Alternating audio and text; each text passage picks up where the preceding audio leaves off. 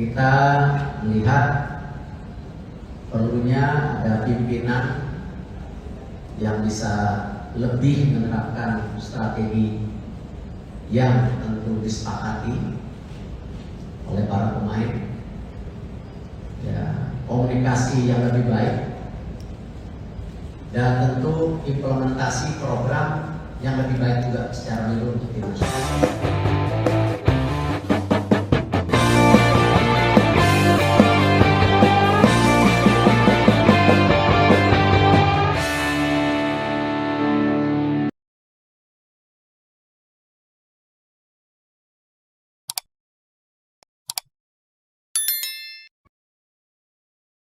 Keputusan mengejutkan disampaikan Ketua Umum PSSI, Erick Thohir, pada Senin siang, 6 Januari 2025, soal nasib Shin Tae-yong di kursi pelatih skuad Garuda. Pelatih asal Korea Selatan itu resmi didepak dari kursi pelatih. Berikut kronologi dinamika di timnas hingga terjadi pemecatan STY.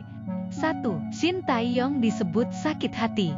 Sebelum pemecatan terjadi, Shin Tae-yong dikabarkan merasa sakit hati karena taktiknya dikritik pemain keturunan. Kritik itu muncul setelah timnas Indonesia gagal menang dari Bahrain dalam laga lanjutan grup C, babak ketiga kualifikasi Piala Dunia 2026 zona Asia. Diketahui, dalam lawatan timnas Indonesia ke markas Bahrain pada matchday ketiga grup C, itu, skuad Garuda harus gagal menang dramatis.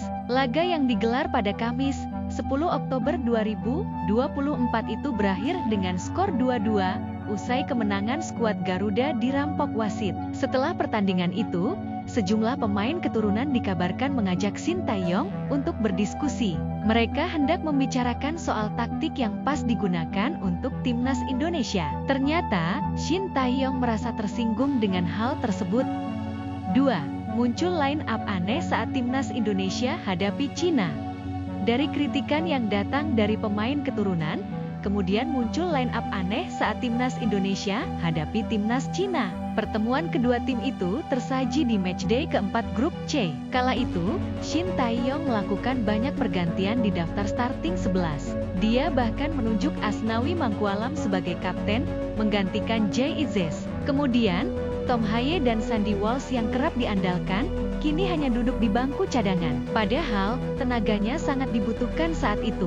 Satu lagi, Elianor Hinders juga tidak masuk skuad timnas Indonesia. Akibat keputusan aneh itu, timnas Indonesia akhirnya harus menelan kekalahan 1-2 dari Cina. Kekalahan ini tentu saja sangat disayangkan, sebab skuad Garuda sejatinya diyakini bisa mendapat poin penuh dalam laga itu. Jika berhasil menang, timnas Indonesia tentu saja bisa lebih memperbesar kans lolos ke putaran final Piala Dunia 2026. Demikian kronologi Shin Tae-yong yang diberhentikan dari kursi pelatih timnas. Salah, siapa yang salah gue tanya? Shin Tae-yong main turunin line up kayak gitu. Gue gak asli, this time kali ini gue kritik Shin Tae-yong. Ya, Gue gak paham pergantian pemain sama sekali. ada hal positif yang menurut saya bisa merubah situasinya pemain bisa tampil maksimal di pertandingan kemarin. Adalah 1 hari sebelum bertanding, pemain melakukan meeting. Hanya pemain. Khusus pemain? Khusus pemain. Ini menarik loh bro. Tanpa pelatih, tanpa staf semuanya.